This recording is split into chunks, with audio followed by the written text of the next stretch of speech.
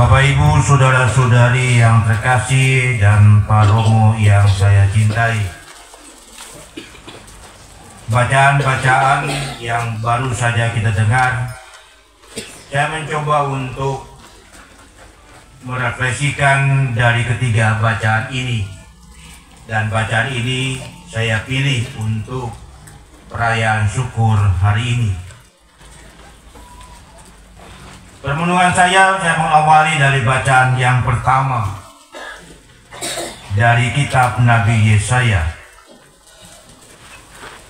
Dalam bacaan pertama yang menarik perhatian saya adalah ketika Allah berkata, "Siapakah yang akan kuutus dan siapakah yang mau pergi untuk aku?" Saya mencoba merenungkan pertanyaan ini dalam perjalanan imamat saya sejak awal ketika memulai perjalanan sebagai calon frater. Menjadi imam memang bukanlah kehendak atau keinginan dari saya pribadi, dan saya tidak bercita-cita ingin menjadi seorang imam, karena menjadi imam itu tidak enak. Karena itu tidak ada keinginan sama sekali ingin menjadi imam. Cita-cita saya adalah hanya ingin menjadi seorang guru. Karena itu menamatkan SD, SMP, saya tidak melanjutkan ke SMA atau SMK. Saya melanjutkan ke sekolah pendidikan guru tahun 87 sampai 90. Karena cita-cita ingin kembali dan bisa mengajar. Namun yang menjadi persoalan adalah yang namanya bujukan-bujukan itu ada yang baik, ada yang tidak baik. Ada bisikan iblis, juga ada bisikan Allah. Saya tidak tahu bisikan dari mana itu muncul, dari seorang sahabat. Satu asrama, beda sekolah. Dia SMA, saya di SPD. Dan beliaulah yang punya cita-cita yang sangat baik, ingin menjadi imam, bercita-cita ambil bagian dalam karya pengembalaan umat Allah. Karena dia berkeinginan, maka dia membisik. Dia mengatakan dan mengajak sekaligus untuk pergi mengikuti tes seminari menengah di Santo Paulus, Palembang, Jalan Bangau nomor 10. Mendengar bisikan itu, reaksi spontan adalah penolakan. Karena memang tidak ada keinginan untuk ke arah itu. Saya tidak menerima ajakan seorang sahabat ini. Saya tidak mengatakan sahabat saya ini seorang iblis, tidak. Ketika yang pertama tidak berhasil, bujuk yang kedua juga tidak berhasil. Bujuk yang ketiga juga tidak berhasil. Dan bujukan yang keempat, dia mencari alasan lain. Alasannya adalah minta tolong ditemani. Karena belum pernah ke Palembang, minta ditemani. Dia berbagai macam cara membujuk bahwa Palembang itu bagus, punya jembatan Ampera dan seterusnya. Dan akhirnya saya tergoda untuk ke Palembang, bukan untuk masuk tes seminari.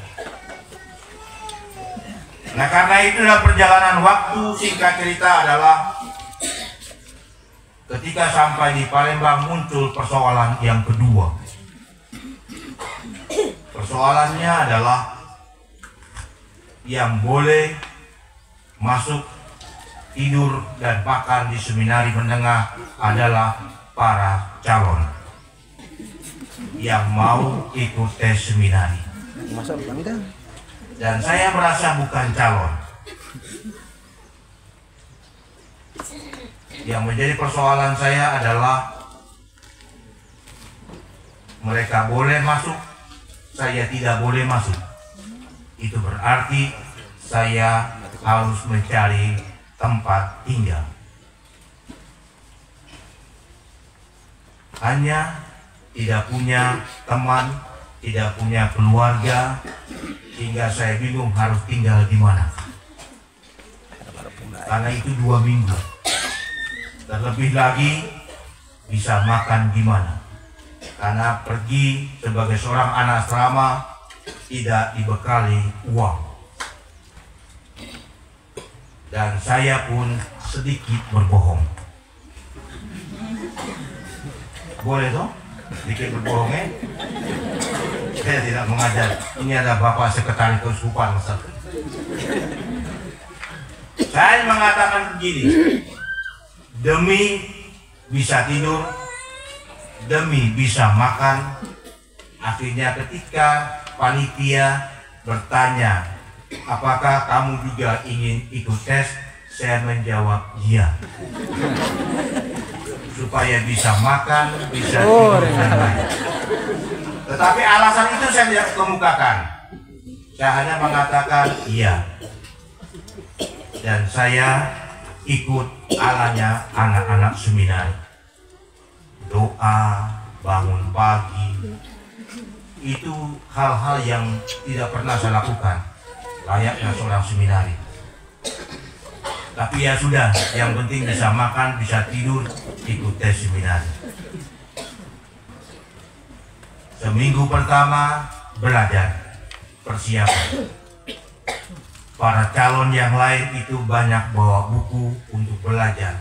Saya tidak bawa buku sama sekali. Akhirnya supaya ketahuan oleh para pendamping, saya pinjam buku. Terserah buku apa saja, yang penting pura-pura belajar.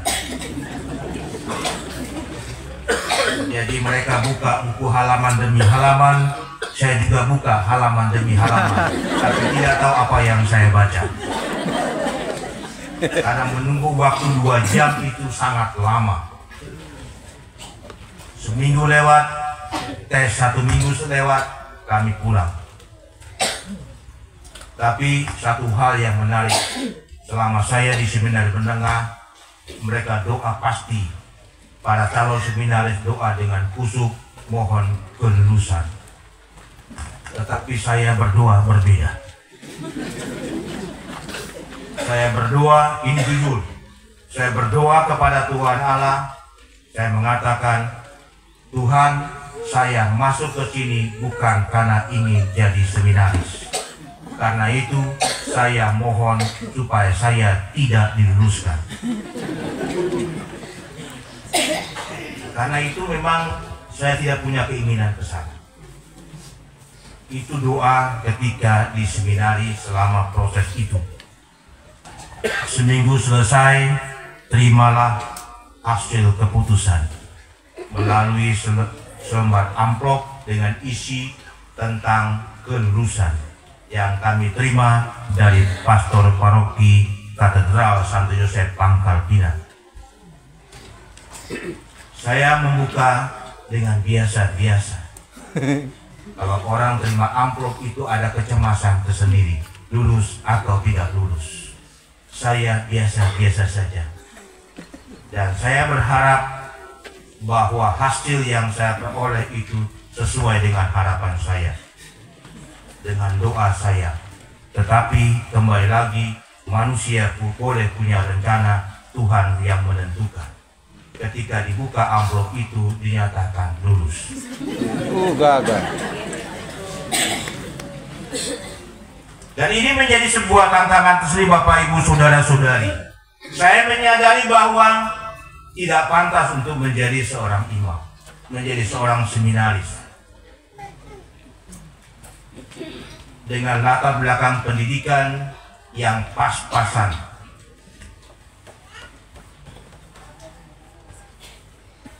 Kekurangan dan keterbatasan itulah yang membuat saya merasa tidak layak untuk menjadi calon seminaris waktu itu. Terlebih lagi ketika diomong oleh pastor paroki, dia mengatakan seperti ini, kamu tidak layak untuk menjadi imam. Terus saya bertanya, kenapa pastor? Karena bahasa Inggrismu cuma 1 nilainya. Betul, yang lain itu 8, 7, 8, hanya bahasa Inggris 1. Waktu itu tidak punya HP sehingga saya tidak pernah foto hasil itu. Jadi dia mengatakan kamu tidak layak untuk menjadi seorang imam karena bahasa Inggris cuma 1. Tetapi itu menjadi sebuah, ya istilahnya sakit juga gitu ya, dibilang begitu. Ya. Sudah Mpoli tidak layak karena nilai bahasa Inggrisnya tidak memenuhi standar. Kalau sekarang bolehlah untuk bahasa Inggris. Kalau beliau Pastor Jose bisa bahasa Spanyol karena beliau lama di Madrid.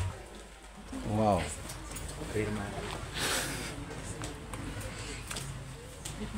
Bapak Ibu saudara-saudari, apa yang saya mau katakan dari sharing ini? Kalau ditanya oleh Tuhan, siapakah yang akan kuutus? Mungkin saya berbeda jawabannya dengan Yesaya. Dengan lantang dia mengatakan, inilah aku, utuslah aku. Saya tidak bisa selantang Yesaya.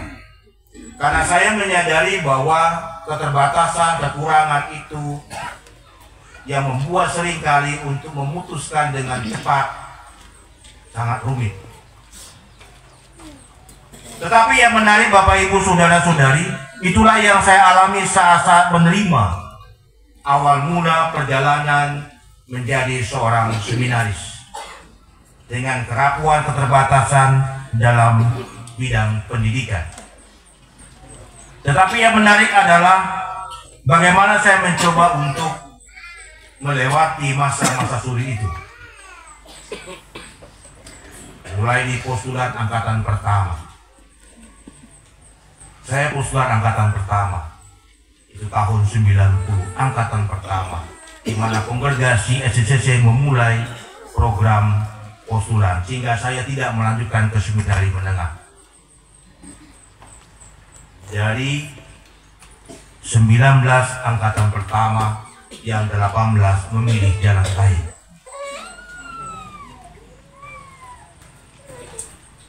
Dan tinggallah saya seorang sendiri sebatang kara dalam satu angkatan postulat.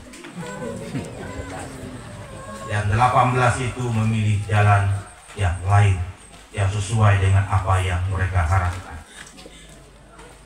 Dari situ saya menyadari bahwa apa yang diungkapkan di dalam bacaan yang kedua, aku tahu kesusahanmu. Dan itu yang membuat saya menyadari bahwa Allah tahu apa yang saya alami. Tuhan tahu apa yang saya rasakan. Kesusahan, kesulitan selama masa pendidikan. Godaan terbesar adalah ketika saya mengalami suatu hal yang sangat sulit, yaitu tahun 1994. Kesulitan saya adalah ada godaan untuk keluar. Tahun 94. Mengapa? Karena orang yang mengajak saya masuk seminari, kami sama-sama sekretar tingkat 3, dia mengundurkan diri. Orang yang ngajak mundur. Maka saya berkomitmen yang diajak juga mesti mundur. Kenapa demikian? Karena memang dari awal tidak punya keinginan untuk ke arah itu. Orang yang punya komit bisa mundur. Apalagi saya yang tidak punya keinginan, gampang untuk mundur. Dalam kebingungan yang demikian, saya yakin Tuhan tahu kegelisahan saya. Tuhan tahu apa yang saya alami. Tetapi yang menjadi menarik adalah apa yang dikatakan kemudian dalam bacaan yang kedua. Jangan takut terhadap apa yang harus engkau derita. Derita dalam konteks kegelisahan saya, kecemasan saya, karena orang yang mengajak saya itu keluar. Disitulah goncangan yang luar biasa tahun 94. Dan kemudian saya berkonsultasi dengan rektor, almarhum Pastor Rob Regenbach SSCC. Beliau adalah orang Jerman, tetapi seorang pembimbing yang sangat bijaksana. Saya menghadap beliau dan langsung spontan, tanpa ditanya lebih dahulu.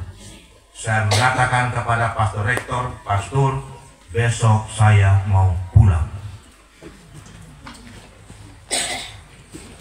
Pertanyaan beliau sangat sederhana. Mengapa? Engkau baik, nilai bagus. Saya mengatakan demikian. Saya mau pulang karena orang yang ngajak saya pulang.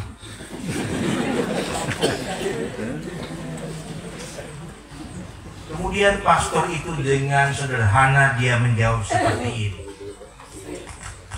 Dia bertanya, kalau seandainya temanmu itu dia menjatuhkan dirinya ke sumur, apakah engkau juga ikut? Terus saya menjawab, tidak mau. Korang kok. Kemudian pastor menjawab, dia tidak ada penjelasan lebih jauh. Dia mengatakan, sekarang engkau keluar dari kamar, pergi ke kapel dan doa. Hanya itu jawabannya. Dari jawaban ini saya menyadari bahwa Tuhan tahu kesusahan saya. Tuhan tahu kecemasan, kekhawatiran yang saya alami di saat itu.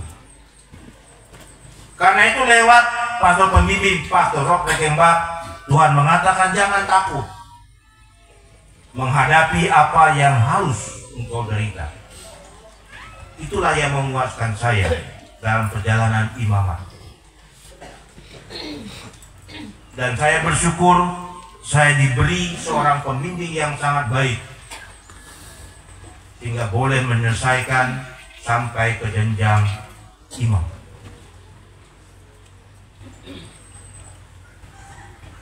Di tahun 2000 yang lalu. Nah, karena itu Bapak Ibu Saudara-saudara, dalam permenungan itu saya mencoba untuk merenungkan bahwa apa yang bisa menjadi penyemangat buat saya di dalam menjalani imamat ini sebagai seorang imam dengan tugas-tugas yang tidak mudah. Sebagai seorang imam muda tahun 2000 sampai 2003, sebagai imam muda seharusnya itu dia berkarya di paroki sebagai imam muda. Tetapi oleh almarhum Pastor Plas, seorang Belgia, dia mengutus saya untuk menjadi seorang formator untuk calon seminari postulat. Sebagai seorang imam muda, selama 3 tahun menjalani perutusan sebagai formator imam muda, tidak mudah. Apa yang bisa saya berikan teladan bagi para calon sebagai seorang imam muda? Dan selama 3 tahun itu, Pastor Jose ini salah satu murid. Angkatan berapa ya? Tahun berapa ya? Betulan. Tahun 2000 angkatan pertama bersama dengan saya. Dia pasti tahu lah saya seperti apa waktu imam muda tuh. Dia mereka curi-curi waktu. Ketika rektor tidak ada, nah, saya cari waktu ya. Ini angkatan pertama bersama dengan saya sebagai imam muda. Berat dengan cita-cita anak muda yang ingin menjadi imam. Saya sebagai imam muda, saya bertanya dalam hati, apa yang dia saya berikan? Pengalaman menjadi pendamping belum. Karena itu Bapak Ibu, saudara-saudari saya kembali yakin. Tuhan mengatakan jangan takut. Apa yang harus engkau derita? Aku tahu kesusahanmu.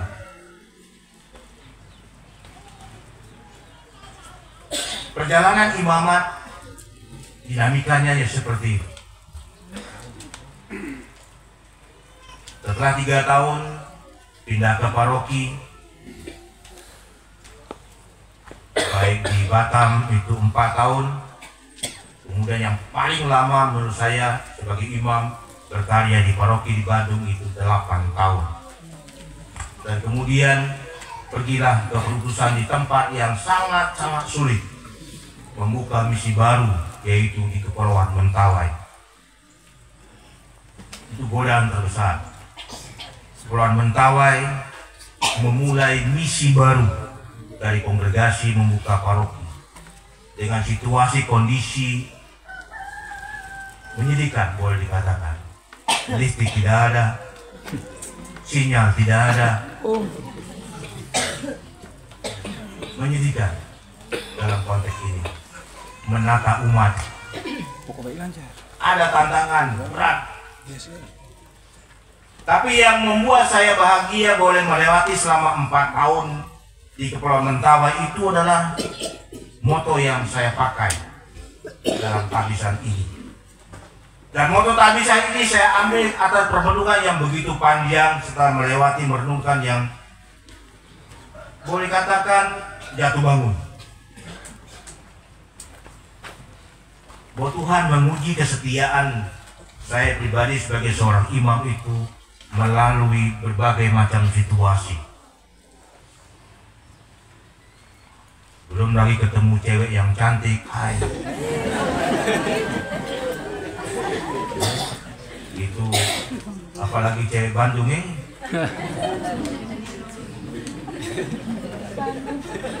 Mau nak Bandung ya? Tantangan berat. Tetapi bagi saya menyadari itulah situasi perjalanan hidup. Baik sebagai seorang imam maupun kita sebagai manusia beriman, sebagai panggilan hidup berkeluarga, tantangan godaan itu muncul. Tetapi yang membuat saya memilih tema ini adalah situasi-situasi itu Tuhan menguji saya soal kesetiaan ini. Seperti yang saya sampaikan dalam renungan saya tanggal 1, bahwa kesetiaan itu mesti diuji.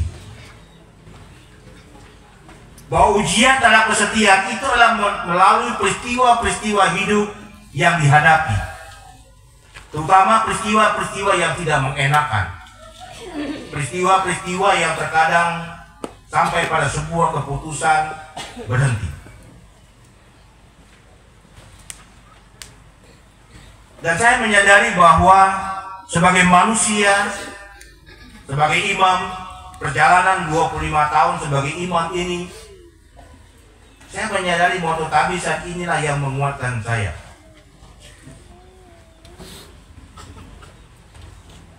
Kesetiaan pada imamat adalah sebuah tantangan tersendiri. Dan saya menyadari bahwa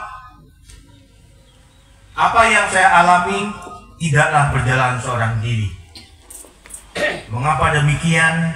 Terungkap dalam bacaan Injil. Bahwa Tuhan mengatakan, Ia menyertai kamu selama-lamanya, yaitu roh kebenaran. Kamu mengenal Dia sebab Ia menyertai kamu dan akan diam di dalam kamu. Aku tidak akan meninggalkan kamu sebagai yatim piatu.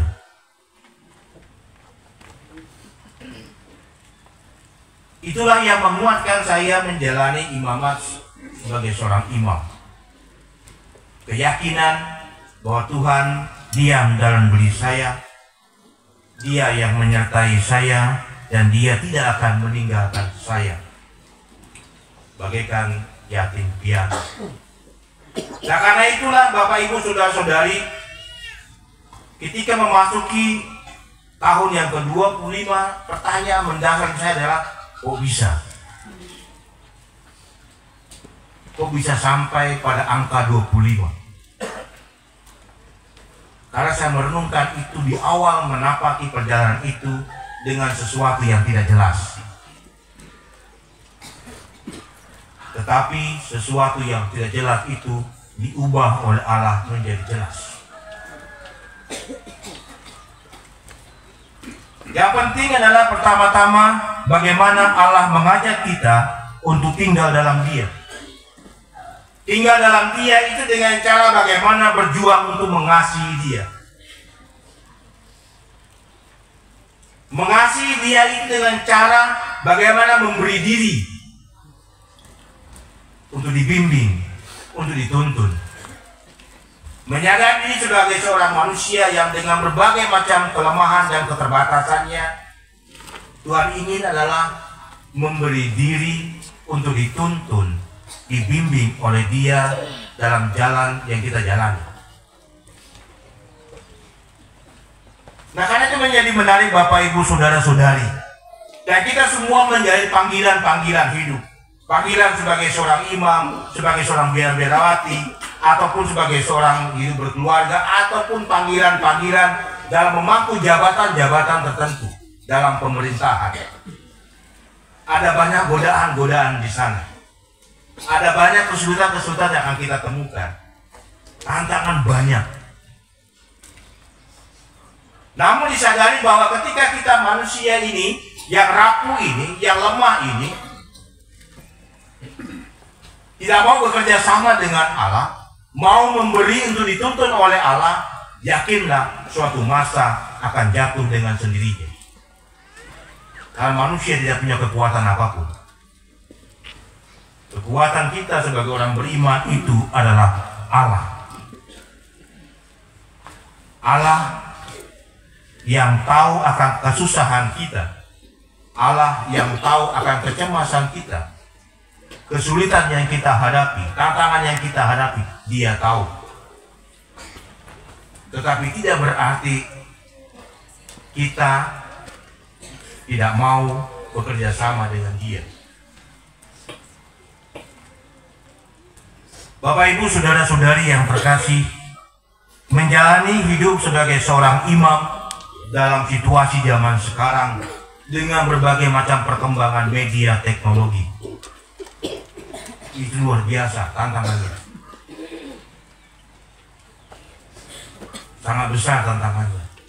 Dengan media-media sosial yang luar biasa berkembang, yang terkadang menjadi godaan untuk tidak menjalani peran sebagai seorang imam dalam karya pelayanan.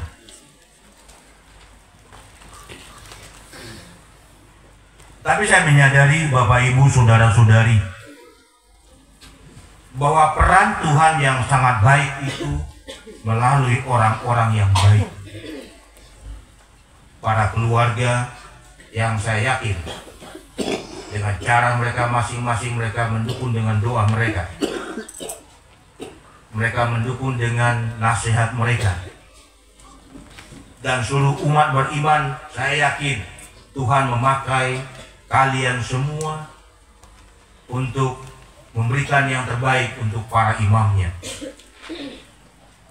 Nah, karena itu Bapak Ibu Saudara-saudari, dalam perjalanan bersama di dunia ini, yang Tuhan kehendaki adalah bagaimana kita mau berjalan bersama.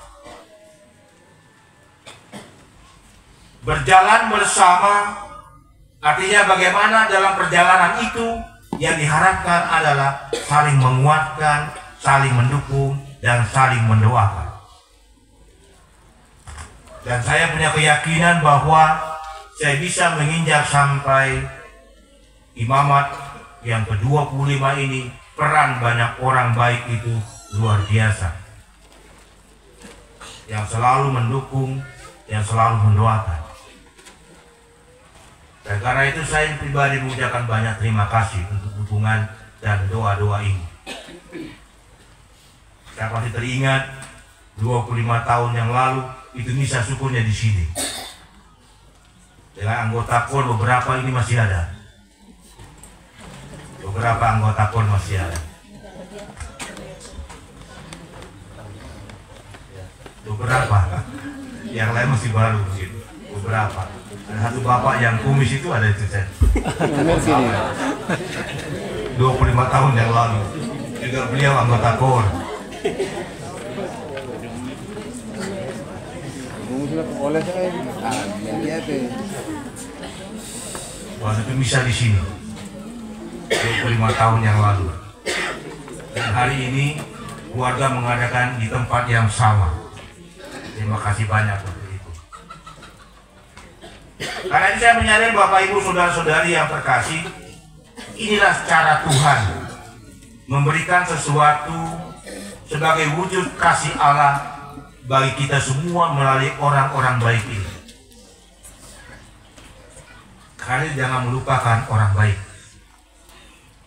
Dalam keterbatasannya, dalam kekurangannya, saya punya keyakinan dia memberikan yang terbaik melalui doa-doanya. Nah, karena itu Bapak Ibu saudara-saudariku yang terkasih, apa yang dikatakan oleh Yesus dalam Injil hari ini, bagaimana ia ingin untuk kita semua diundang untuk memberikan diri untuk dituntun oleh Roh yang Dia janjikan. Dia akan memberikan seorang penolong yang lain, yaitu Roh Kudus yang menemani perjalanan-perjalanan hidup kita. Yakinlah bahwa ketika kita mencoba untuk memberi diri dituntun oleh Allah, disitulah kita akan mengalami ketenangan, kenyamanan sebagai orang beriman maupun dalam karya-karya perutusan kita masing-masing. Tuhan memberkati.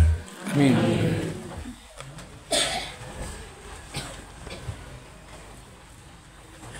Bapak Ibu saudara-saudara